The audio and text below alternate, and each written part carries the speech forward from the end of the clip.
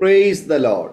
Aroma T വിയുടെ എല്ലാ മാന്യ ശ്രോതാക്കൾക്കും വേഗം വരുന്ന കർത്താവായ യേശു ക്രിസ്തുവിന്റെ നാമത്തിൽ വന്ദനത്തെയും സ്വാഗതത്തെയും അറിയിക്കുന്നു. അനുഗ്രഹീതവും മനോഹരവുമായ നല്ല നിമിഷങ്ങൾക്കായി, നല്ല ദിവസത്തിനായി കർത്താവിന് സ്തോത്രം ചെയ്യുന്നു.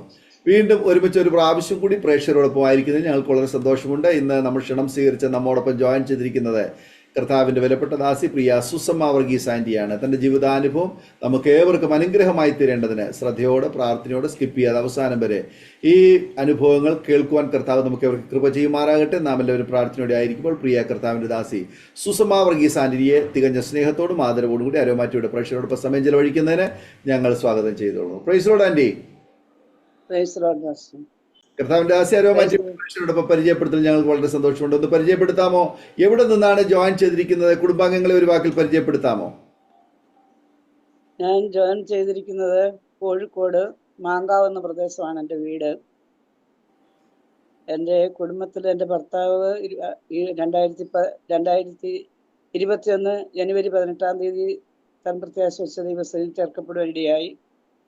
ഇപ്പോൾ എനിക്ക് 5 മക്കളും അവരുടെ ഭാര്യ ഭർത്താക്കന്മാരും 12 കൊച്ചുമക്കളും ഉണ്ട്. ദൈവം തന്നിട്ട് സ്തോത്രം. അവരൊക്കെയും മൂത്ത മകന് ഒരു ജോലിയിലായിരിക്കുന്നു. എൻ്റെ സുവിശേഷ വേലയുടെ കഷ്ടതയുടെ നാളുകൾ അവനെ ജോലിക്ക് വിട്ടു. ജോലിക്ക് അവൻ പോകേണ്ടി വന്നു. സ്തോത്രം. ബാക്കി 4 മക്കളെയും എൻ്റെ കർത്താവിനെ അറിഞ്ഞ നാളിൽ എൻ്റെ ഭർത്താവ് സുവിശേഷ വേലയ്ക്കായി സമർപ്പിച്ചു. അവരുടെ സമ്മതം ചോദിക്കാതെ അവരെ കർത്താവിൻ്റെ വേലയ്ക്കായി സമർപ്പിച്ചു. അതിന് കാരണമുണ്ട്. ഒരു ദൈവദാസൻ പറഞ്ഞു, ഒരു മിഷണറി കുടുംബമായി ഞങ്ങളെ തെരഞ്ഞെടുത്തിരിക്കുന്നു എന്ന് പറഞ്ഞ് ഞങ്ങൾ രക്ഷിക്കപ്പെട്ട നാളിൽ അത് ഞാൻ പിന്നെ പറയാം. ദൈവത്തിന് സ്തോത്രം. അതുകൊണ്ട് എൻ്റെ 4 മക്കളും ദൈവവേലയിലായിരിക്കുന്നു.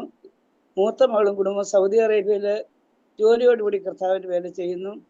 രണ്ടാമത്തെ മകൾ റോയ് തോമസ് പാഷ് ഈ തിരുവണ്ണൂർ എന്ന് പറഞ്ഞ കോഴിക്കോട് തന്നെ കർത്താവിൻ്റെ വേല ചെയ്യുന്നു. മകളും കുടുംബവും സുഖമായിരിക്കുന്നു. മൂത്ത മകനാണ് ജോലിക്ക് പോയ ഷാർജയിലാണുള്ളത്. ഷാർജ കുടുംബമായി ഒരു ജോലിയോടുകൂടി ജീവിക്കുന്നു. 4മത്തെ മകള് ദുബായിയുടെ പ്രദേശത്ത് അവര് കർത്താവിൻ്റെ വേലയിലായിരിക്കുന്നു. മകളുടെ പേര് എലിസബത്ത്, മകന്റെ പേര് TM ജോയൽ എന്ന് പറയും.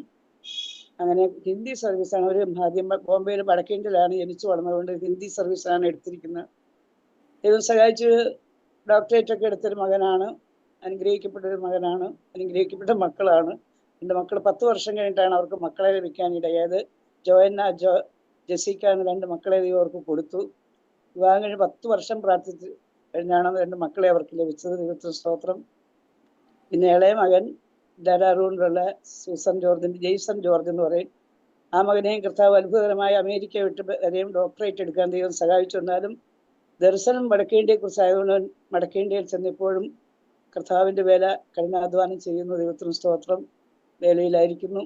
വേലയിലായി ചെന്ന് കഴിഞ്ഞിട്ട് അവിടെ വടക്കേന്ത്യയുടെ ഉത്തരാഖണ്ഡിൽ ചെന്ന് കഴിഞ്ഞ് ഒത്തിരി പ്രതികൂലങ്ങളും സങ്കടങ്ങളും വേദനകളും ഒക്കെയും ജീവിതത്തിലുണ്ടായെങ്കിലും ഒരു ദൈവവേല വിട്ടുപോകാൻ ഇടയായില്ല. കർത്താവിൻ്റെ വേലയിൽ തന്നെ നിൽക്കുന്നു.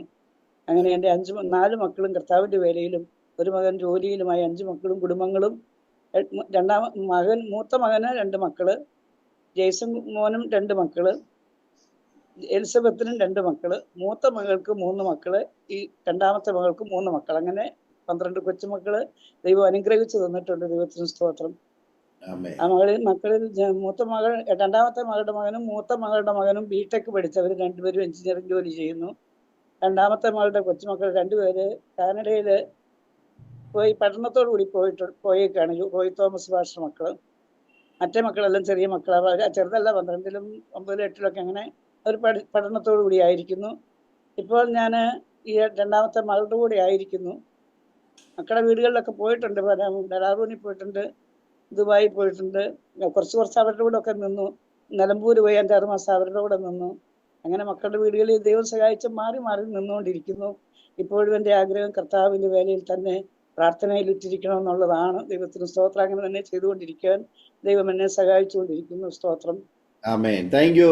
അനുഗ്രഹിക്കപ്പെട്ട ഒരു മിഷണറി കുടുംബം, അനുഗ്രഹിക്കപ്പെട്ട ഒരുപാട് അനുഭവങ്ങൾ, ഓർമ്മകൾ, ദൈവം നടത്തിയ അത്ഭുതകരമായ വഴികൾ കർത്താവിൻ്റെ സന്നിധിയിൽ പറയുവാൻ പ്രിയ ആൻറ്റിയെ കർത്താവ് ബലപ്പെടുത്തട്ടെ, സഹായിക്കട്ടെ എന്ന് ആശംസിക്കുന്നു, പ്രാർത്ഥിക്കുന്നു. തുടർന്ന് അരോമ ടിവിയുടെ പ്രേക്ഷകരുമായിട്ട് പങ്കുവയ്ക്കാൻ ആഗ്രഹിക്കുന്ന ജീവിതാനുഭവങ്ങൾ സംസാരിക്കുന്നതിനായി തുടർന്നുള്ളതായ സമയം വേർതിരിച്ചു കൊള്ളുന്നു. ബാല്യകാലം മുതൽ ഇങ്ങോട്ടുള്ളതായ നല്ല ഓർമ്മകൾ തുടർമാനമായി സംസാരിക്കാം. കർത്താവ് സഹായിക്കട്ടെ. തിരുനാമത്തിനും മഹത്വം ഉണ്ടാകട്ടെ. ആദ്യമായിട്ട് തന്നെ ഈ അറോമ ടി വിയിലേക്ക് സാക്ഷ്യത്തിനായി വിളിച്ച പാസ്റ്റർ ഡാനിയൽ ജോൺ ഗുജറാത്ത് എന്ന ദൈവദാസനും കുടുംബത്തിലും ദൈവനാമത്തിൽ നന്ദിയും സ്നേഹവും അറിയിക്കുന്നു. ദൈവത്തിൽ നാമത്തിനും മഹത്വം ഉണ്ടാകട്ടെ. ദൈവം നമ്മളെ ഒരുമിച്ച് അനുഗ്രഹിക്കുമാറാകട്ടെ. സ്തോത്രം. എൻ്റെ പേര് സൂസമ്മ വർഗീസ് ആണ്. ഞാനൊരു മാർത്തോമ കുടുംബത്തില് ഒരു ഇടത്തരം കർഷകന്റെ മകളായിട്ട് ജനിച്ചു വളർത്തപ്പെട്ടു. എൻ്റെ 20ാമത്തെ വയസ്സിൽ വിവാഹം നടക്കുവാനിടയായി. എൻ്റെ വിവാഹം നടന്നത് കക്കയം എന്ന് പറയുന്ന സ്ഥലത്ത് ഒരു ബിസിനസ്, നല്ല ഒരു ഉയർന്ന രീതിയിലുള്ള ഒരു ബിസിനസ്സുകാരായിരുന്നു ആണ് എൻ്റെ വിവാഹം കഴിച്ചത്. അവർ എറണാകുളത്തിന്റെ പ്രദേശത്ത് പെരുമ്പാവൂർ വട്ടിമറ്റം എന്ന് പറഞ്ഞ സ്ഥലത്തു നിന്ന് എൻ്റെ ഭർത്തൃപിതാവ് ഒരു A-ക്ലാസ് PWD കോൺട്രാക്ടർ ആയിരുന്നു. ഞാൻ അണക്കെട്ടിന്റെ പണി കക്കയത്ത് നടക്കുമ്പോൾ അങ്ങനെ ആ പിതാവ് കോൺട്രാക്ടർ പണിയോടനുബന്ധിച്ച് ആ കക്കയത്തിന്റെ പ്രദേശത്ത് വരുവാനിടയായി. അങ്ങനെ അവരവിടെ വന്ന് പലവിധമായ ബിസിനസ്സുകൾ, റേഷൻ കട, പലചരക്ക് കട, പച്ചക്കറി കട, എല്ലാ പേപ്പറിന്റെ ഏജൻസികൾ, അങ്ങനെ എടുത്ത് കുറേ ഒരു 8-10 പണിക്കാരും എൻ്റെ കല്യാണം നടക്കുമ്പോൾ ഒരു ഉയർന്ന ബിസിനസ്സുകൾ, ഇങ്ങനെ ഒരു ചുരുക്കി പറഞ്ഞ ഒരു മിനി സൂപ്പർ മാർക്കറ്റ് തന്നെ അവർ നടത്തുന്നുണ്ടായിരുന്നു. അങ്ങനെ കുറേ പണിക്കാരും ഒക്കെ ആയിട്ട് അങ്ങനെ തിരക്ക് പിടിച്ചൊരു ജീവിതമായിരുന്നു. എൻ്റെ ഭർത്താവിൻ്റെ അമ്മ ചെറുപ്പത്തിലെ മരിച്ചു പോയിരുന്നു. അങ്ങനെ ഇവിടെ കക്കയത്തിന്റെ പ്രദേശത്ത് വന്നങ്ങനെ ബിസിനസ്സുമായിട്ട് നടക്കുമ്പം എൻ്റെ വിവാഹം നടന്നു. ആ കാലത്തൊന്നും അവർ ഈ ബിസിനസിന്റെ തിരക്ക് കൊണ്ടുമായിരിക്കും ആണ് പള്ളിയിൽ പോകുകയോ പ്രാർത്ഥിക്കുകയോ ഒന്നും ചെയ്യുകയില്ലായിരുന്നു. അവർക്കപ്പോൾ ഞായറാഴ്ച കൂടിയ ബിസിനസ്. ഞായറാഴ്ച ആകുമ്പോൾ ഒരു 10,000 അണക്കെട്ടിന്റെ പണിയുടെ സ്ഥലത്ത് ആ ജോലിക്കാർക്കും അവിടെയുള്ള എസ്റ്റേറ്റുകാർക്കൊക്കെ 12,000 വീട്ടുകാർക്ക് പീഡിയപ്പറ്റ് കൊടുക്കും. അങ്ങനെ അവരെല്ലാം ശനി ഞായറാകുമ്പോൾ രാവും പകലും ബിസിനസ്സാണ്. പിന്നെ പള്ളിയിൽ പോകലില്ലായിരുന്നു. അങ്ങനെ എൻ്റെ വിവാഹം കഴിഞ്ഞ് ഞങ്ങൾ അതിൻ്റെ അടുത്ത്, ആ കക്കയത്തിന്റെ അടുത്ത് തന്നെ കല്ലാനോട് എന്ന് പറയുന്ന ഒരു സ്ഥലത്ത് ഒരു ഹൈസ്കൂളിന്റെ അടുത്ത് വന്ന് വീട് മേടിച്ച് അവിടെ താമസമാക്കി. അപ്പൊ അവരൊക്കെ ഈ ബിസിനസ്സിന് പോകുമ്പോൾ രാവിലെ 5 മണിക്ക് പോകും, രാത്രി 12 മണി ആകുമ്പോഴേ വീട്ടിൽ വരും. എന്താണെന്ന് വെച്ചാൽ അണക്കെട്ടിന്റെ പണിയിൽ നൈറ്റ് ഡ്യൂട്ടി ഒക്കെ ഉള്ളവരൊക്കെ സാധനം മേടിക്കാൻ വരും. അങ്ങനെ ഈ 5-8 പണിക്കാർ നിന്ന് കൊടുത്താലും ചെയ്യാത്ത പോലെ ബിസിനസിന്റെ തിരക്കുകളായിരുന്നു. അങ്ങനത്തെ കാലയളവുകൾ ഞാൻ എൻ്റെ ഭവനത്തിൽ എൻ്റെ ഒരു എൻ്റെ അന്ന് ഒരു കൊച്ചായിരുന്നു ഉണ്ടായിരുന്നു. ആ പിന്നെ ഒരു കൊച്ച് ജനിച്ചു. അതിനെയും കൂട്ടി, രണ്ടാമത്തെ കൊച്ചിയൻ അതിനെ കൂട്ടി എനിക്കൊരു വേലക്കാരത്തിയാക്കി തന്നു. ഇവരെല്ലാം രാവിലെ പോകും, 5 മണിക്ക് പോകും, രാത്രി 12 മണിക്ക് തിരിച്ചു വരും. അങ്ങനെ ജീവിക്കുന്ന കാലയളവിൽ ദൈവം സഹായിച്ചിട്ട് അങ്ങനെ തിരക്കേറിയ അവസരത്തിൽ എൻ്റെ ഞങ്ങളുടെ കടയിൽ നിന്ന് ഞാൻ ചുരുക്കി പറയാണ്, അങ്ങനെ തിരക്കേറിയ അവസരത്തിൽ ഞങ്ങളുടെ കടയിൽ നിന്നൊരു പിന്നെ ഫുഡ് ഇൻസ്പെക്ടർ വന്നൊരു ജീരകം, പരിപ്പ് അങ്ങനത്തെ ഒക്കെ എടുത്ത് പരിശോധനയ്ക്ക് കൊണ്ടുപോകും, മായം ചേർത്തിട്ടുണ്ടോ എന്നറിയാൻ. അപ്പം അത് എന്നും ഇടയ്ക്കൊക്കെ എങ്ങനെ വന്ന് എടുക്കലുണ്ട്. അന്ന് ഒരു പ്രാവശ്യം എടുത്തപ്പോൾ ഒരു പരിപ്പിനകത്ത് ഒരു മനുഷ്യർ കഴിക്കാൻ പറ്റാത്ത മാരകമായ എന്തോ കുത്തിപ്പോകുന്ന എന്തോ കമ്പനിക്കാർ ചേർത്താൽ നമ്മുടെ കയ്യിൽ നിന്നല്ല. പക്ഷെ ആരുടെ കയ്യിൽ നിന്ന് എടുക്കുന്നോ അവരാണ് കുറ്റക്കാരനാണ് നമ്മുടെ കോടതി വിധിയൊക്കെ വരുന്നത്. അത് നമ്മുടെ കയ്യിൽ നിന്ന് എടുത്തത് കൊണ്ട് അത് കോടതിയിൽ ലാബറട്ടറി പരിശോധിച്ചപ്പോൾ അതിൽ മായമുള്ളതായി കണ്ടിരിക്കുന്നു. ഇവൻ നിങ്ങളെ ശിക്ഷയ്ക്ക് വിധിച്ചു, 6 മാസം ജയിൽ ശിക്ഷയും എത്രയോ ഫൈൻ അടയ്ക്കാനും അങ്ങനെ വിധിച്ചു. അപ്പൊ എൻ്റെ അമ്മയുടെ അമ്മ എൻ്റെ ഒരു മൂന്നാമത്തെ കുഞ്ഞിനെ പ്രസവത്തോടുകൂടി എൻ്റെ കൂടെ വന്ന് കൂട്ടി നിൽക്കുന്നുണ്ടായിരുന്നു. എൻ്റെ വല്യമ്മ പണ്ടേ പെന്തക്കോസുകാരായിരുന്നു. എൻ്റെ വീട്ടുകാർ ഭർത്താവക്കാർ അവർ പെന്തക്കോസിൽ ചേർന്നതാണ്. എൻ്റെ വല്യമ്മ ഭയങ്കര പ്രാർത്ഥനക്കാരത്തി. അപ്പോൾ ഒരു മുറി കയറി ഇങ്ങനെ പ്രാർത്ഥിച്ചു, കർത്താവ് ഈ കുഞ്ഞുങ്ങളെയൊക്കെ ഇട്ടേച്ച് ഈ മകൻ ജയിലിൽ പോകാൻ ഇടയാകരുത് എന്ന് ഒരു ദിവസം വൈകുന്നേരം വരെ പ്രാർത്ഥിച്ചു. അത്ഭുതം എന്ന് പറയട്ടെ, എസ്തേറിന്റെ പ്രാർത്ഥന കേട്ടതുപോലെ ദൈവം മന്ത്രിസഭയിൽ തന്നെ ഒരു മാറ്റം വരുത്തി.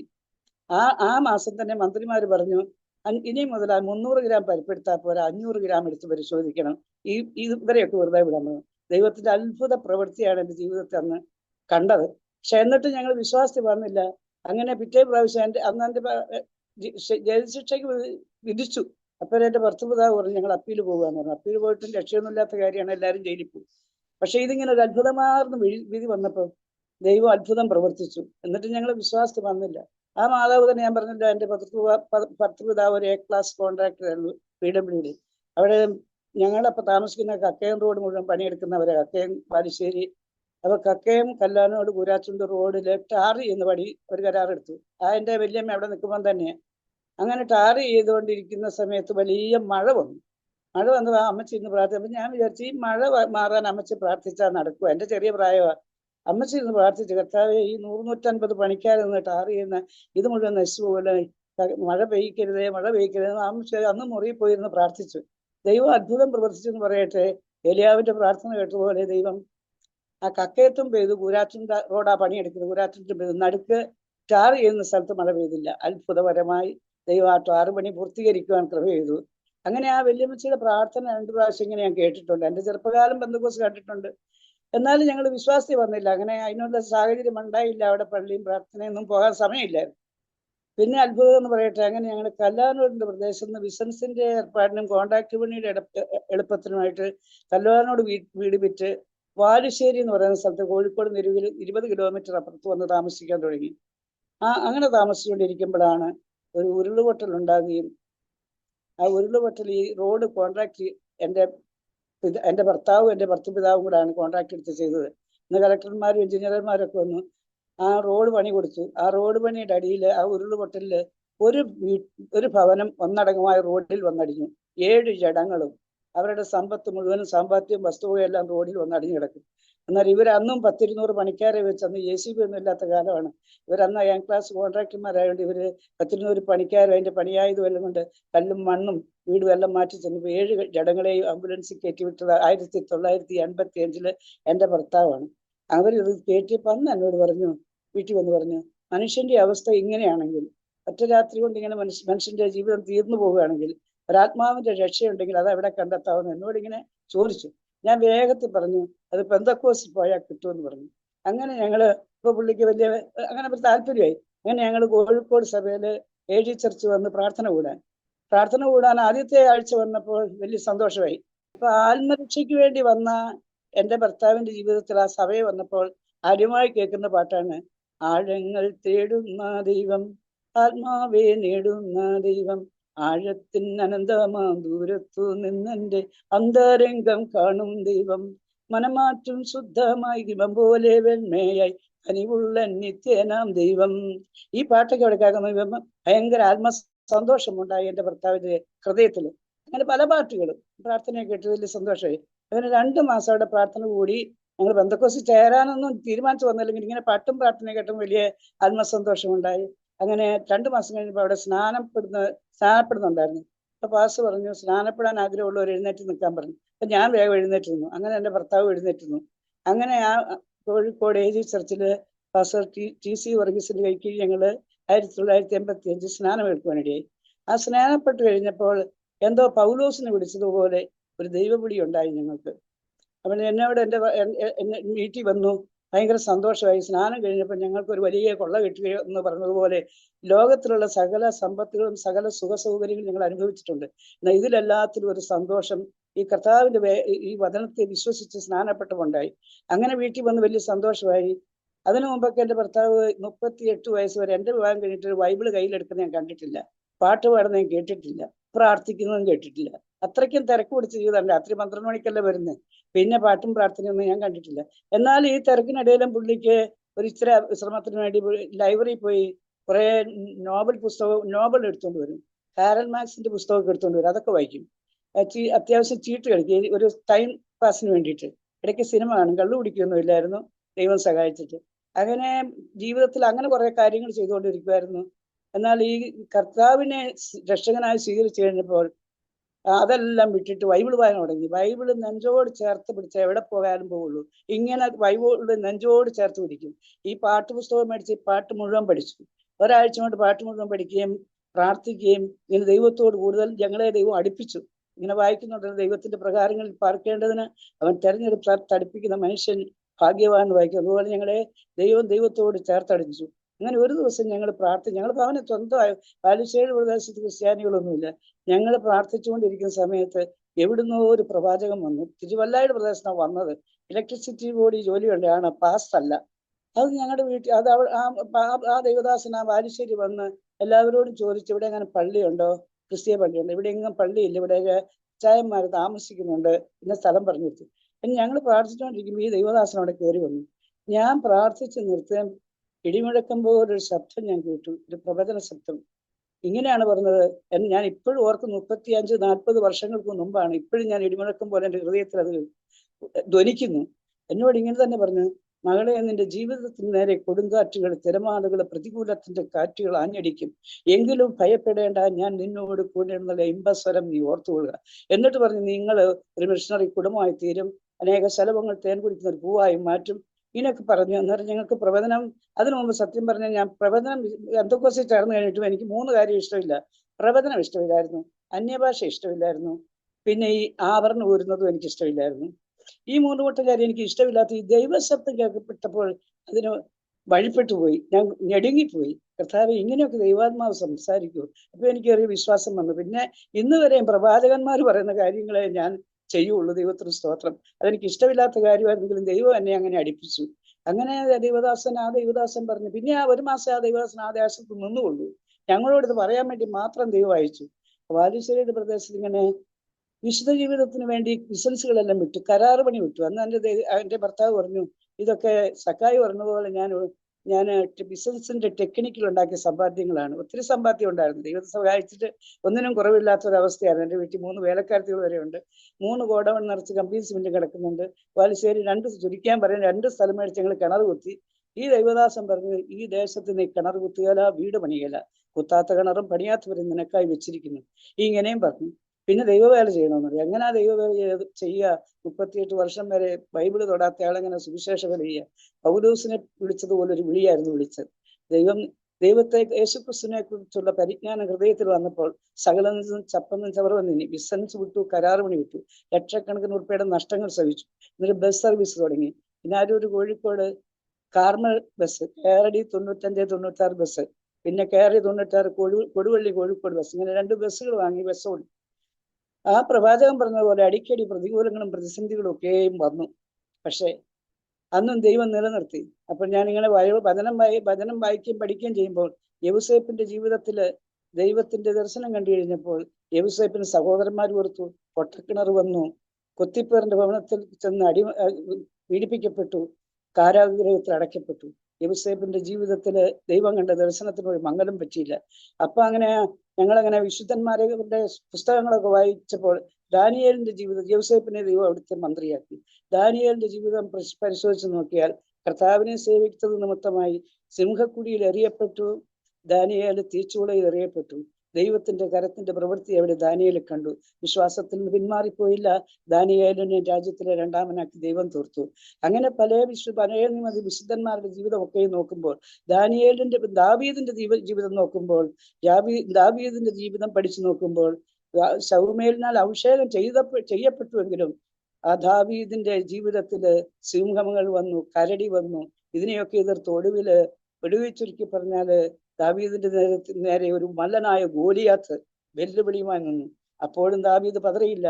നീ നിന്ദിക്കുന്ന യഹോവയുടെ നാമത്തിലാണ് നിന്റെ നേരെ വന്നെന്ന് പറഞ്ഞ് ആ ഗോലിയാത്തിനെ കല്ലെറിഞ്ഞു കൊല്ലുവാൻ ദൈവം ദാവീദിനോട് കൂടെയിരുന്നു.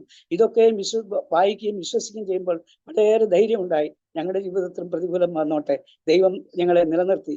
ഞങ്ങളുടെ ജീവിതത്തിൽ പ്രതികൂലം വന്നപ്പോൾ കീഴെ ശാശ്വതമായ ഒരു ഭുജത്തിൽ ഞങ്ങളെ ദൈവം താങ്ങി.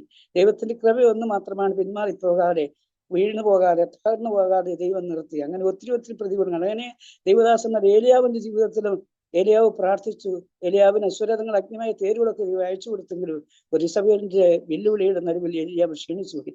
അവിടെയും ദൈവം കനലടകളെ കൊടുത്ത് ഏലിയാവിനെ എഴുന്നേൽപ്പിച്ചു. ഈ വിശുദ്ധന്മാരെയൊക്കെ ഞങ്ങൾ പഠിച്ചു നോക്കുമ്പോൾ ഞങ്ങളുടെ ജീവിതത്തിലെ കഷ്ടങ്ങൾ സാരമില്ല എന്ന്. പൗലോസിന്റെ ജീവിതാനുഭവം തന്നെയായിരുന്നു ഞങ്ങളുടെ ജീവിതത്തിലുള്ളത്.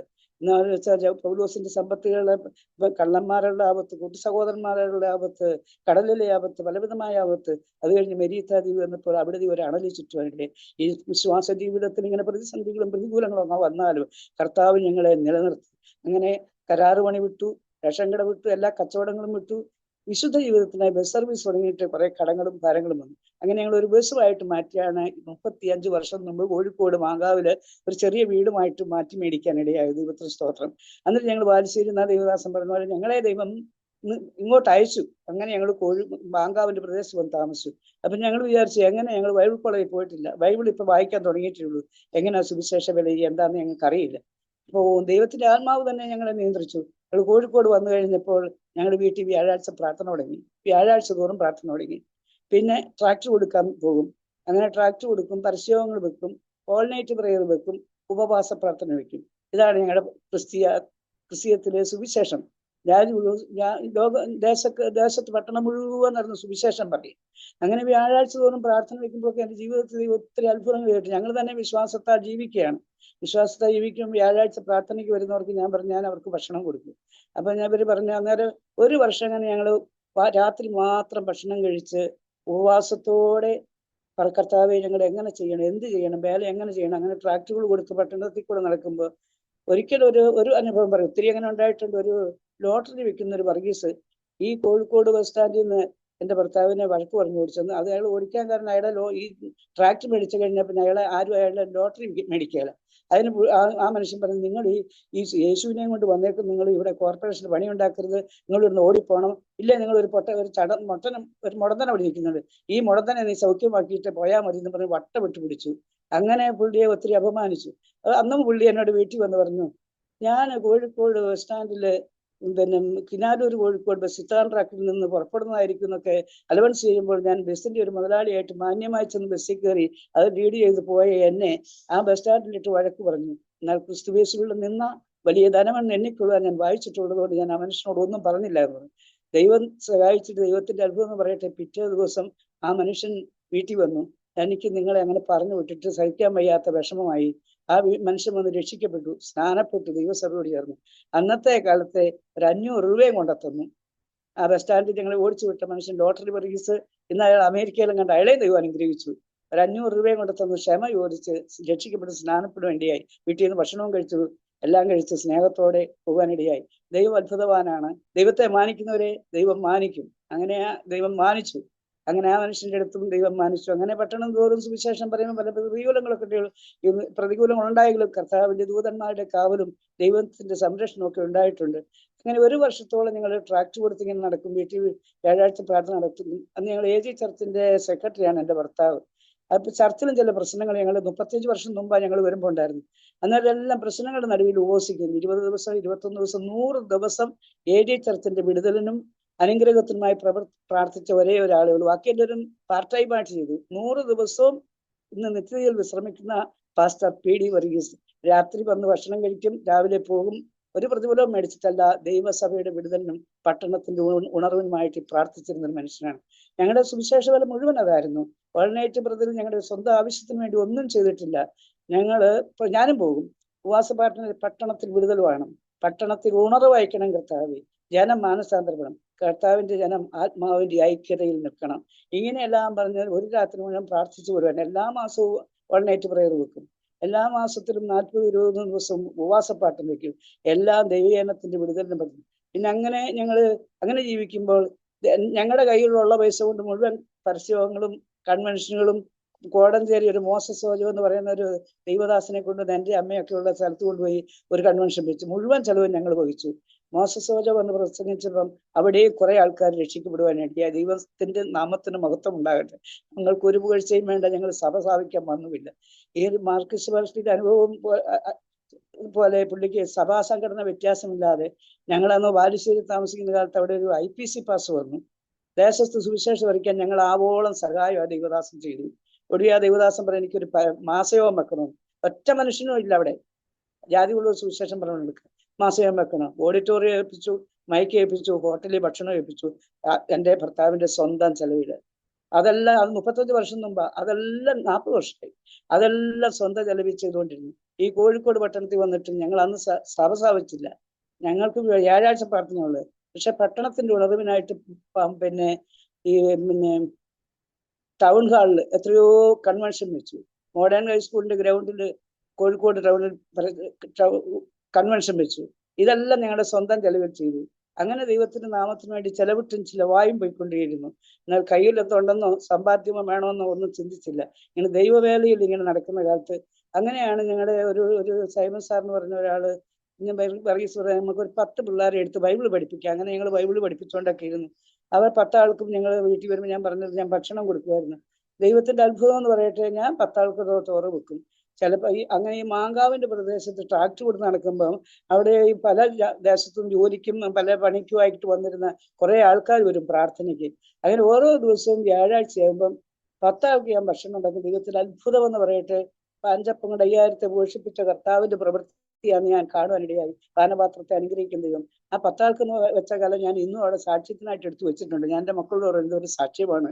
ഇത് ഞാൻ 10 ആൾക്ക് വെക്കുന്ന ഭക്ഷണം കൊണ്ട് 12, 15, 20, 25, 30 ആൾക്ക് വന്നാലും അവർക്കൊക്കെയും വിളമ്പിക്കൊടുത്ത് ശേഷിപ്പ് വരുവാൻ തക്കവണ്ണം ദൈവം അത്ഭുതം പ്രവർത്തിച്ചു.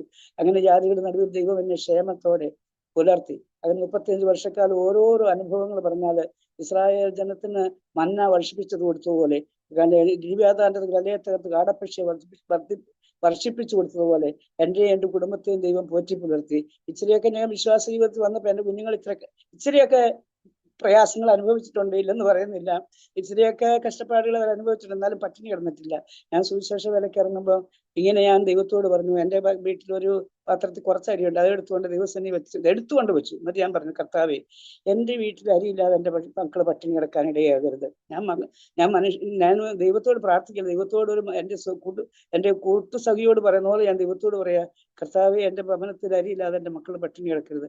അവർക്ക് വിദ്യാഭ്യാസം കൊടുക്കാൻ പണമില്ലാതെ അവർ പഠിക്കാതിരിക്കരുത്. അതാണ് ഞാൻ പറഞ്ഞു, എൻ്റെ മകൻ ഡോക്ടറേറ്റ് എടുത്തെന്ന് പറയാൻ വേണ്ടിയിട്ടല്ല, എന്ന് പറയട്ടെ, അമേരിക്കയിൽ പോയി ഡോക്ടറേറ്റ് എടുക്കുവാനും കർത്താവ് സഹായിച്ചു. ദൈവം ഉന്നതനാണ്, ദൈവം വലിയവനാണ്. എൻ്റെ ഭക്തന്മാരെ വെറുതെ വിടുകയില്ല. ഞാൻ ലോകാവസാനത്തോട് കൂടി ഇരിക്കാവുന്ന സകല ആവശ്യങ്ങൾക്ക് മതിയായ ദൈവം മോനെയും വിട്ടു പഠിപ്പിച്ചു. ദൈവത്തിന് സ്തോത്രം ചെയ്യണം. മക്കൾക്കെല്ലാം അത്യാവശ്യം വിദ്യാഭ്യാസം കൊടുക്കാൻ ദൈവം സഹായിച്ചു.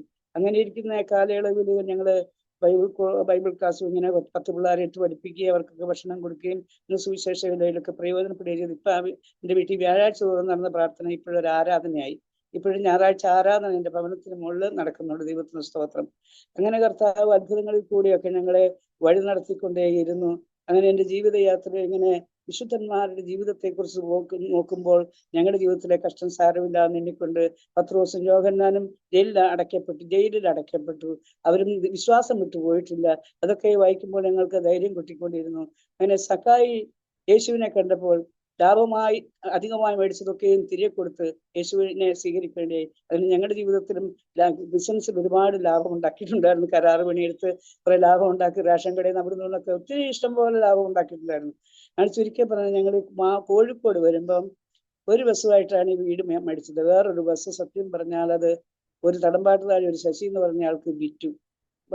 തൊഴിലാളികളുടെ ആനുകൂല്യം, അവരുടെ ഡിപ്പോസിറ്റും ബസ്സിന്റെ ഏർപ്പാടുകളും ഞാൻ പറഞ്ഞു, ബസ് ഓടിച്ചപ്പോൾ കുറെ ബാധ്യതകൾ ഇങ്ങനെ വന്നുകൊണ്ടിരുന്നു.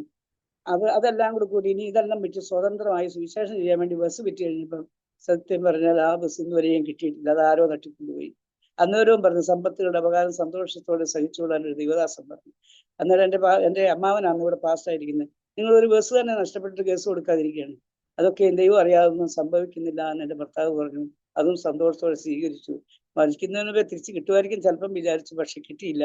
അതിലും ദൈവത്തിന് സ്തോത്രം. അങ്ങനെ ഒരു ബസ് നഷ്ടപ്പെട്ടു. ഈ ബസ്സിന്റെ ഏർപ്പാടുകൾ, പണിക്കാരുടെ ആനുകൂല്യങ്ങളൊക്കെ കൊടുക്കാൻ വേണ്ടി പണിക്കാർ വീട്ടിൽ യാത പോലെ വരാൻ തുടങ്ങി.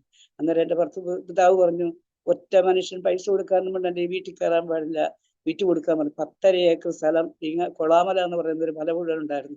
അത് 5 ഏക്കർ, 2 ഏക്കർ, 3 ഏക്കറായി പല ഭാഗമായിട്ട് വിറ്റ് പണിക്കാരുടെ ആനുകൂല്യങ്ങളും കൊടുക്കാനുള്ളവരുടെ ബാധ്യതകളെല്ലാം കൊടുത്തു തീർന്നപ്പോൾ 1/2 ഏക്കർ സ്ഥലത്തിന്റെ പൈസ ബാക്കിയുണ്ട്. 10.5 ഏക്കർ സ്ഥലം കിട്ടിയപ്പോൾ ഞാൻ ദൈവത്തോട് പറഞ്ഞു, 1/2 ഏക്കർ സ്ഥലം ദൈവവേലയ്ക്കായിട്ട് സമർപ്പിച്ചതാണ്. അപ്പൊ ദൈവം എന്നെ പരീക്ഷിക്കാനായിരിക്കും 1/2 ഏക്കർ സ്ഥലത്തിന്റെ പൈസ ബാക്കിയുണ്ട്. അത് ഞാൻ ആ ബൈബിൾ ക്ലാസ് നടത്താൻ അതും കൊടുത്തു. അതും ദൈവവേലയ്ക്ക് കൊടുത്തു. എൻ്റെ മകനെ അന്ന് കഷ്ടപ്പാടുന്ന നാളിൽ ആദ്യമായി സൗദി അറേബ്യ വിട്ടു. 20-ാമത്തെ വയസ്സും പോയത്. ആദ്യം കിട്ടിയ ശമ്പളവും ദൈവവേലയ്ക്ക് വേണ്ടി കൊടുത്തു. ഇതൊക്കെയും ഞാൻ എൻ്റെ മഹത്വത്തിനല്ല, കർത്താവിന് മഹത്വത്തിനായി പറയാ. കർത്താവ് ആർക്കും കടക്കാരനില്ല. ഇതൊക്കെയും ദൈവം ഞങ്ങൾക്ക് ഈ പട്ടണത്തിൽ തന്നെ ചില അവകാശങ്ങൾ ഇല്ലാത്തതിനെ ഉള്ളുപോലെ വിളിച്ചു വരുത്തി സാധ്യങ്ങളെ സാധ്യമാക്കുന്ന ദൈവം ചില അവകാശങ്ങൾ ദൈവം തന്നു. ഞാൻ ഇപ്പോൾ ഇവിടെ ഇരുന്ന് സാക്ഷ്യം പറയുന്ന ഈ ഭവനവും കർത്താവ് അങ്ങനെ വിളിച്ചു വരുത്തി തന്നതാണ്. ദൈവത്തിന് സ്തോത്രം. ഞങ്ങളുടെ അധ്വാനം കൊണ്ടോ ഞങ്ങളുടെ നഷ്ടങ്ങളെയെല്ലാം മടക്കി തരുന്ന ദൈവത്തിന് സ്തോത്രം. ഞാൻ പറഞ്ഞില്ല, 10 ആളുടെ ഭക്ഷണം കൊണ്ട് 35 ആൾക്ക് വിളമ്പി. പിന്നെ ഞാനിങ്ങനെ സുവിശേഷ വിളവ് ചെയ്യുമ്പോൾ ചില ദിവസം എൻ്റെ വീട്ടിലൊന്നും, ഒരു ദിവസം എൻ്റെ വീട്ടിൽ രാവിലെ ഞാൻ ഭക്ഷണം ഉണ്ടാക്കി. ഞാൻ എന്നിട്ട് AG ചർച്ചിന്റെ എൻ്റെ അമ്മാവൻ അവിടെ ഇരിക്കുന്നു, AG ചർച്ചിന്റെ ഒരു പാളി തുറന്നു തരാൻ പറഞ്ഞു. അവിടെ കഥ കടച്ച ഓടിനകത്തിരുന്ന് പ്രാർത്ഥിച്ച്, കർത്താവേ, എനിക്ക് ഈ പ്രാർത്ഥന കഴിഞ്ഞ് പോകുമ്പോൾ വീട്ടിൽ ഒരുപാട് ആവശ്യങ്ങളുണ്ട്, എനിക്കത് നടത്തി തരണം.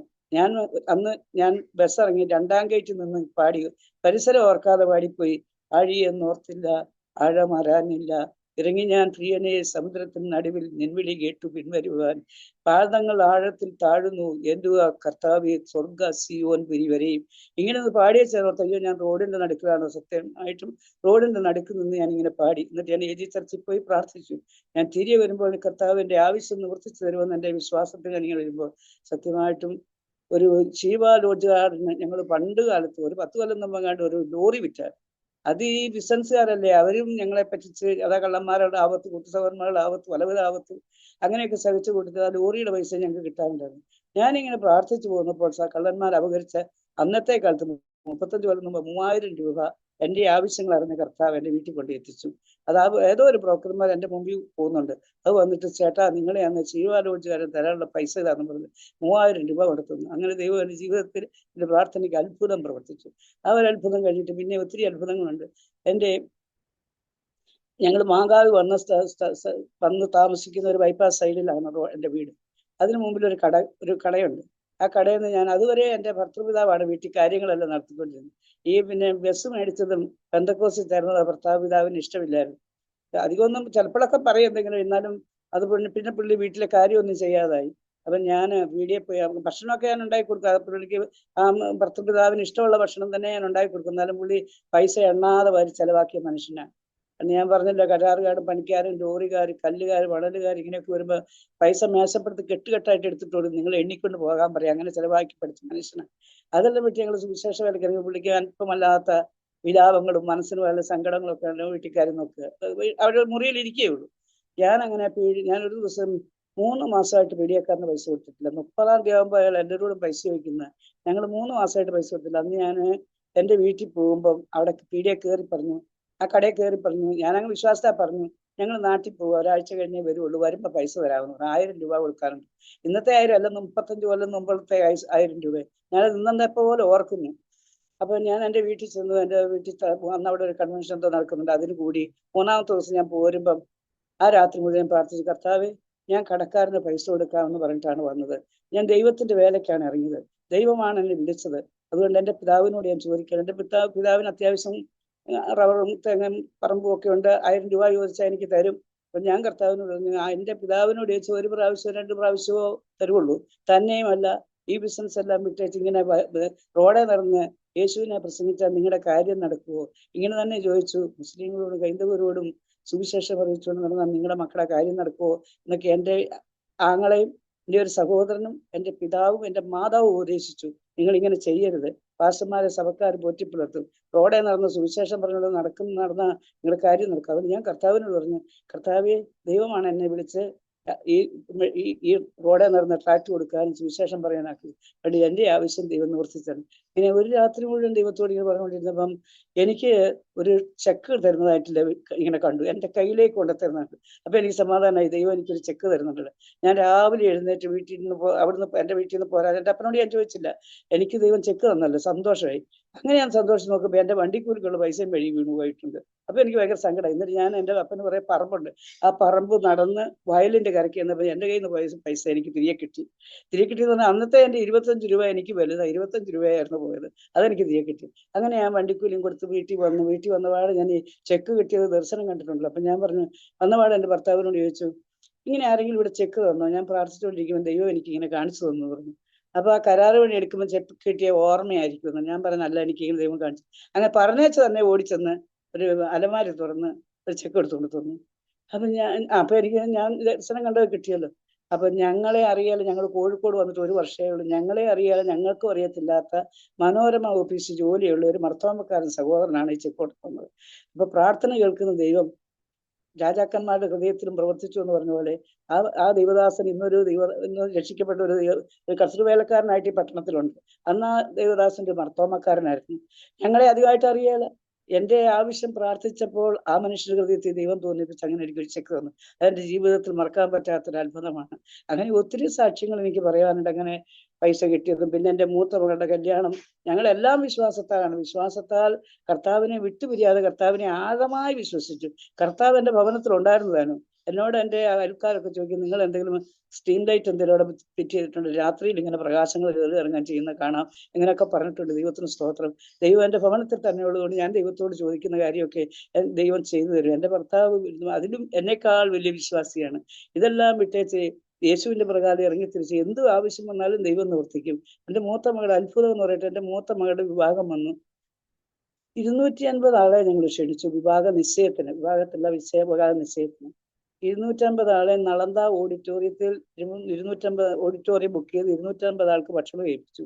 പൈസയില്ല കയ്യിൽ. എൻ്റെ അമ്മാവൻ പാസ് ഒന്ന് രാത്രി വന്ന് ചോദിച്ചു, കല്യാണ നിശ്ചയമൊക്കെ നിങ്ങൾ ഏർപ്പെടുത്തി? ആ, നളന്തയിൽ ഏൽപ്പിച്ചു. ഭക്ഷണ കാര്യങ്ങളോ 250 ബിരിയാണി ഏൽപ്പിച്ചു. പൈസ കൊടുക്കാൻ നിങ്ങളുടെ കയ്യിൽ ഉണ്ടായിരുന്നോ? ഞങ്ങളിങ്ങനെയൊക്കെ വന്നാന്ന് ആ പുള്ളി തന്നെ ചോദിച്ച ബസ് നഷ്ടപ്പെട്ട് നിങ്ങൾ തന്നെ മിണ്ടാതിരിക്കുന്നത്. അത് ഞാൻ ഒരാളെ വിളിച്ചിട്ടുണ്ടെന്ന് എൻ്റെ ഭർത്താവ് വിശ്വാസത്തോടെ പറഞ്ഞു. അതാരെയാണ് ചോദിച്ചു. അതെ, കാനാവിലെ കല്യാണത്തിന് വന്ന ആളെ വിളിച്ചിട്ടുണ്ടെന്ന് പറഞ്ഞു. ഇങ്ങനെ പറഞ്ഞു. ദൈവം അത്ഭുതം എന്ന് പറയട്ടെ, ഞങ്ങൾ ആരോടും ചോദിച്ചിട്ട് ഒരു മനുഷ്യനോട് ചോദിച്ചില്ല. ഈ വിശ്വാസത്താലേ ഇരുന്നു. എന്നാലും ഞങ്ങളുടെ കൂടെ ജല ചെയ്തുകൊണ്ടിരുന്ന ഒരു ബേബി മുമ്മാറിൽ ജോലി ഉണ്ടായിരുന്ന ഒരു സൈമൺ സാർ എന്ന് പറഞ്ഞാൽ വന്നല്ല. ആ സൈമൺ സാർ എന്ന് പത്തനാപുരത്ത. സൈമൺ സാറിന്റെ മകളുടെ പേരിൽ ആകെ 7000 രൂപ ആയിട്ട്. അത് ആ സൈമൺ സാറിന് രാത്രി കിടന്നിട്ട് ഉറക്കം വരുന്നില്ല. വർഗീസ് ബ്രദറുടെ മകൾക്ക് കല്യാണ നിശ്ചയത്തിൽ നീ പൈസ കൊണ്ട് കൊടുക്കാൻ ദൈവം സംസാരിച്ചു എന്ന ദൈവദാസൻ പറഞ്ഞു. രാത്രിയിൽ തന്നെ 7000 രൂപയാണ് അവിടെ കൊടുക്കേണ്ടത്. 7000 രൂപ കൊണ്ടെത്തുന്നു. ആ ദൈവദാസനെ ഞാൻ 1000 മടങ്ങായി ദൈവം അനുഗ്രഹിച്ചു. അന്ന് ഞാൻ പ്രാർത്ഥിച്ചു, കർത്താവേ, ഈ ദൈവദാസനെ ചെയ്തെങ്കിൽ ഇവരെ അനുഗ്രഹിക്കണം. ആ ദൈവദാസനെ ഇന്ന് 7000 അല്ല, 1000 അല്ല, കോടിക്കണക്കിന് ദൈവം അനുഗ്രഹിച്ചിട്ടുണ്ട്. ദൈവത്തിന് സ്തോത്രം. ആ ദൈവദാസന് ഇന്നും ഈ പട്ടണത്തില് ദൈവവേല ചെയ്തുകൊണ്ടിരിക്കുന്നുണ്ട്. KC സൈമൺ എന്ന് പറയും. ആ ദൈവദാസനാണ് ഇങ്ങനെ ദൈവം സ്വസ്ഥത കൊടുക്കാതെ ആ ദൈവദാസന്റെ കയ്യിൽ ആകെയിൽ 7000 രൂപ ആ ദൈവദാസന്റെ മകൾക്ക് ആകെയിലുള്ള സമ്പാദ്യമാണ് ഈ മകൾക്ക് എടുത്തുകൊണ്ട് ദൈവം തരിച്ചു. അങ്ങനെ ഒരു അത്ഭുതം എൻ്റെ ജീവിതത്തിൽ ദൈവം ചെയ്തു. അതിന് ഒത്തിരി അത്ഭുതം ഞാൻ പറഞ്ഞു. 35 വർഷം കൊണ്ട് 35 വർഷം പറഞ്ഞാൽ തീരാത്ത അത്ഭുതങ്ങളിൽ കൂടി ദൈവം എന്നെ നടത്തി, എൻ്റെ കുടുംബത്തെ നടത്തി. ദൈവത്തിൽ അന്ത്യം വരെയും വിശ്വസിച്ച് നിൽക്കുവാനും ദൈവവേല ചെയ്യുവാനും കഠിനാധ്വാനം ചെയ്യുവാനും ദൈവത്തിന് വേണ്ടി കൂടി നടന്ന് അധ്വാനിക്കാൻ. ഇതുപോലെ നിന്ദകള്, പഴികള്, ദൂഷികള്, അപവാദങ്ങളൊക്കെയും വരുമ്പോൾ ഞാൻ നേരത്തെ പറഞ്ഞ പോലെ ദൈവത്തിന്റെ വചനത്തിൽ എഴുതിയിരിക്കുന്ന ദൈവദാസന്മാർ ഇതിലപ്പുറമായി കഷ്ടം സഹിച്ചിട്ടുണ്ടല്ലോ എന്നോർത്ത് ഈ അപമാനങ്ങളൊക്കെ ഈ നിന്ദകളൊക്കെയും വലിയേറിയ ധനമെന്ന് എണ്ണിക്കൊള്ളാൻ പറഞ്ഞിട്ടുള്ളതുകൊണ്ട് ഞങ്ങൾ അങ്ങനെ സന്തോഷിച്ചു.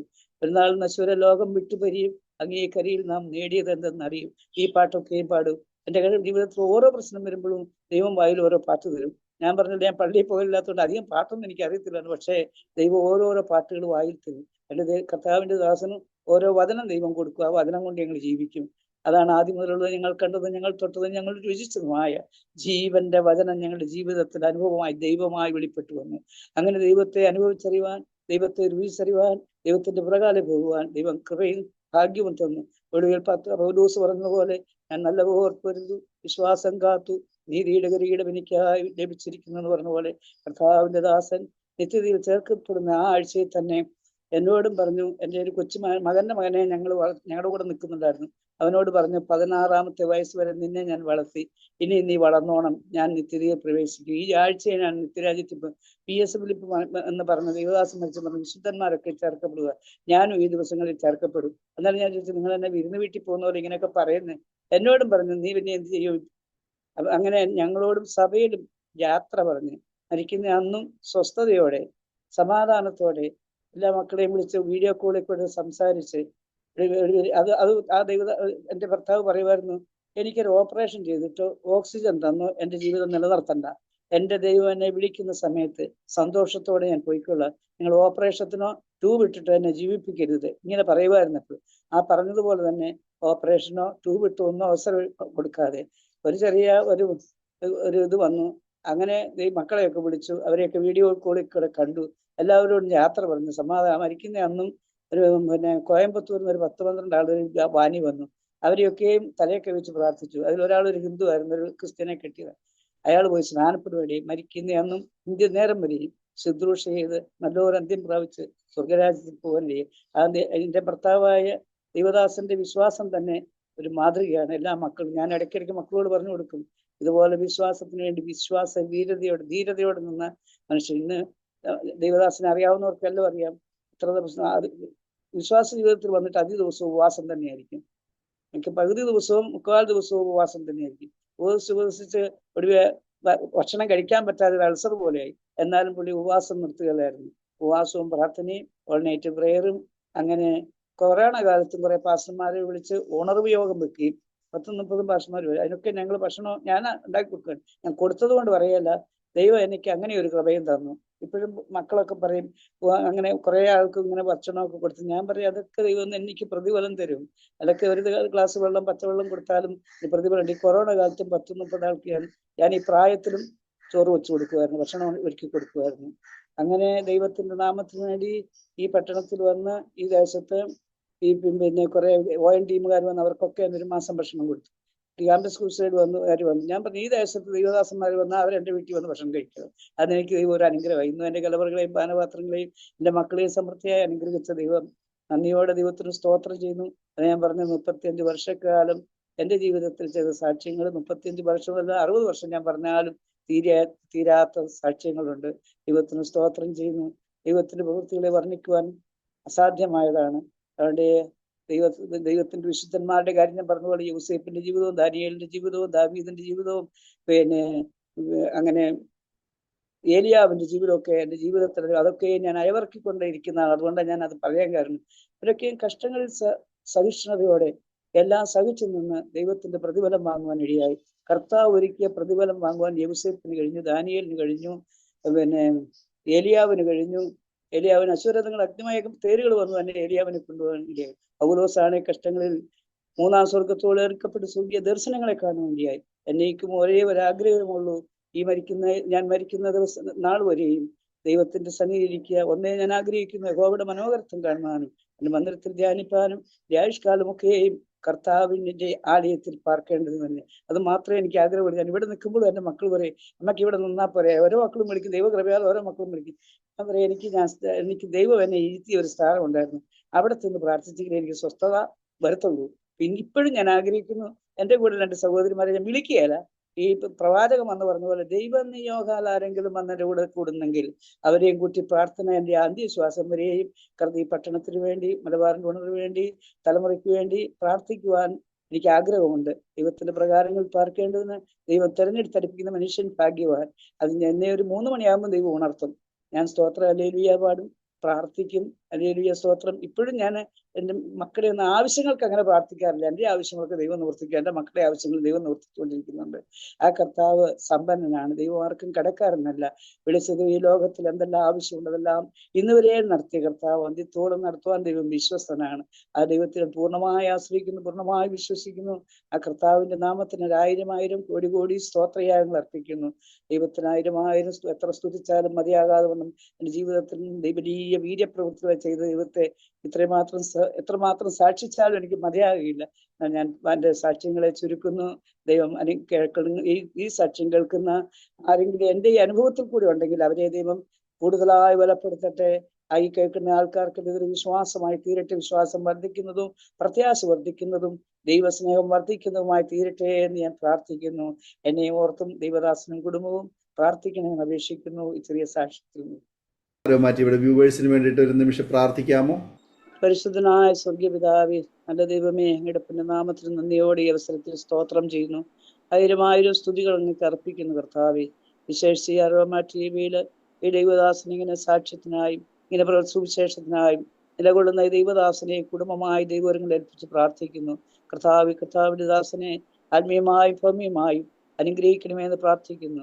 ദൈവത്തിന്റെ ആത്മാവ് തിരുവചനത്തിൽ എഴുതിയിരിക്കുന്ന പോലെ സ്വർഗത്തിലെ സകല ആത്മീയ അനുഗ്രഹങ്ങളാലും ഭൂമിയിലെ സകല അനുഗ്രഹങ്ങളാലും ഈ കർത്തദാസനെ കുടുംബമായി അനുഗ്രഹിക്കണമേ എന്ന് ഞാൻ അടിയൻ ദൈവത്തോട് പ്രാർത്ഥിക്കുന്നു. കർത്താവിന്റെ ദാസനെ അനുഗ്രഹിച്ചു പ്രാർത്ഥിക്കുന്നു, സ്തോത്രം ചെയ്യുന്നു. പിന്നെ ഈ അരാമ TV ഈ സാക്ഷ്യം കേൾക്കുന്ന ജീവിതങ്ങൾക്ക് ഈ സാക്ഷി ഒരു അനുഗ്രഹവും വിശ്വാസത്തിന്റെ ഉറപ്പിനും പ്രത്യാശയുടെ കാരണവും ആയിത്തീരുവാൻ ഇടയാകട്ടെ എന്ന് പ്രാർത്ഥിക്കുന്നു. ഇത്രത്തോളം സഹായിച്ച ദൈവത്തിന് നന്ദിയും സ്തോത്രം അർപ്പിക്കുന്നു. പിന്നെ ഞങ്ങളെ ഒരുമിച്ച് അനുഗ്രഹിക്കുകയും കർത്താവിന്റെ സാക്ഷ്യത്തിനായി നിലനിർത്തുകയും നിത്യതയോടെ ഞങ്ങളെ നടത്തുകയും ചെയ്യണമേ എന്ന് പ്രാർത്ഥിക്കുന്നു. പരിശുദ്ധാത്മാവ് സകലവും നന്നായി ചെയ്യുന്നു.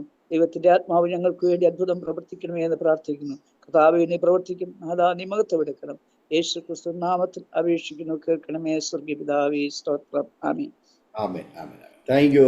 വളരെ അനുഗ്രഹിക്കപ്പെട്ട ജീവിതാനുഭവവും ദൈവം നടത്തിയ അത്ഭുതകരമായ വഴികളെയും കുറിച്ച് ദൈവനാമ മഹത്വത്തിന് വേണ്ടി അരോമ ടിവിയുടെ ശ്രോതാക്കളോടൊപ്പം ഇത്രത്തോളം സമയം വേർതിരിച്ച് പങ്കുവച്ച പ്രിയ സുസമ്മ വർഗീസ ആൻറ്റിയോടുള്ളതായ നന്ദി സ്നേഹത്തിനത്തിൽ അറിയിക്കുന്നു. കർത്താവ് അനുഗ്രഹിക്കട്ടെ. സൗഖ്യാരോഗ്യ ദീർഘായുസ്സും കർത്താവ് തരട്ടെ. ഈ സാക്ഷി ഒരുപാട് പേർക്ക് അനുഗ്രഹമായി തീരാൻ കർത്താവ് ആമേനെ സഹായിക്കട്ടെ എന്ന് പ്രാർത്ഥിക്കുന്നു. ആമേൻ. അതുപോലെ തന്നെ ഞങ്ങളെ കേട്ടുകൊണ്ടിരുന്നതായ മാന്യ ശ്രോതാക്കളുടേതായ നന്ദി സ്നേഹം അറിയിക്കുന്നു. നിങ്ങൾക്ക് ഈ ജീവിതാനുഭവങ്ങൾ അനുഗ്രഹമായി തീർന്നു, ഇഷ്ടമായി തീർന്നുവെങ്കിൽ തീർച്ചയായിട്ടും നിങ്ങളുടെ പ്രിയപ്പെട്ടവർക്കും സുഹൃത്തുക്കൾക്കൊക്കെ ഷെയർ ചെയ്ത് കൊടുക്കൂ. അവരും കേട്ട് അനുഗ്രഹിക്കപ്പെടുവാനിടയായി തീരുമല്ലോ. മാത്രമല്ല നിങ്ങളുടെ വലിയൊരു അഭിപ്രായങ്ങളും നിർദ്ദേശങ്ങളും കമൻറ്റ് ബോക്സിൽ രേഖപ്പെടുത്താവുന്നതാണ്. അതുപോലെ നിങ്ങൾക്കൊരു പ്രാർത്ഥനാ വിഷയമുണ്ട്, ഞങ്ങളുമായി ബന്ധപ്പെടുവാൻ ആഗ്രഹിക്കുന്നെങ്കിൽ സ്ക്രീനിൽ കാണുന്ന വാട്സപ്പ് നമ്പറിൽ ഞങ്ങളെ അറിയിക്കും. ഞങ്ങൾ നിങ്ങൾക്ക് വേണ്ടി പ്രാർത്ഥിക്കാം. അടുത്ത് അനുഗ്രഹിക്കപ്പെട്ട സാക്ഷ്യവുമായി വീണ്ടും കാണുമ്പോഴേയും എല്ലാ പ്രിയപ്പെട്ടവർക്കും good bye. God bless you all. ഓർമ്മയുടെ മനോരഥത്തിൽ മായാത്ത ഓർമ്മയ്ക്കായി അരോമ മാട്രിമോണിയിൽ നിന്നും ജീവിത പങ്കാളിയെ കണ്ടെത്തൂ. നിങ്ങൾ ഒരു ക്രിസ്തീയ ജീവിത പങ്കാളിയെ അന്വേഷിക്കുകയാണോ? അതോ മക്കൾക്ക് അനുയോജ്യമായ ഒരു തക്ക തുണയ്ക്ക് വേണ്ടി പ്രാർത്ഥിക്കുന്ന വ്യക്തിയാണോ? എങ്കിൽ അരോമ മാട്രിമോണി നിങ്ങൾക്ക് വേണ്ടിയാണ്. ഇന്നു തന്നെ സൗജന്യമായി രജിസ്റ്റർ ചെയ്യൂ. അരോമ മാട്രിമോണിയുടെ പ്രത്യേകതകൾ: രജിസ്ട്രേഷൻ തികച്ചും സൗജന്യം.